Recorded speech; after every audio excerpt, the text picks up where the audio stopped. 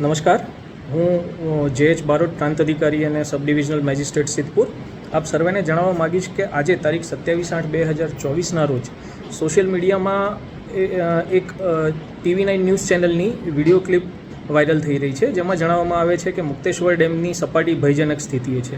હું જણાવવા માગીશ કે હકીકતે આ જે વિડીયો ક્લિપ છે ન્યૂઝની એ ઘણા વર્ષો જૂની છે. હાલમાં મુક્તેશ્વર ડેમની સપાટી ભયજનક સ્થિતિએ નથી.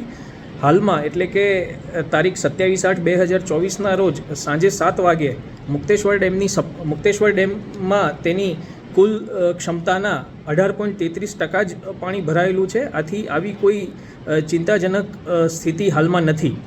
હું આપ સર્વને જણાવવા માગીશ કે આ પ્રકારની વિડીયો ક્લિપને ફોરવર્ડ ન કરીને ખોટી અફવાઓ અને ભયનો માહોલ ફેલાતો અટકાવીએ.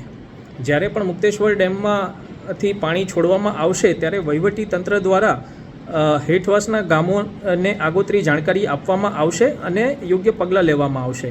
આથી ફરીથી વિનંતી સર્વને કે આપ વિડીયો ક્લિપને ફોરવર્ડ થતી અટકાવીએ. આભાર.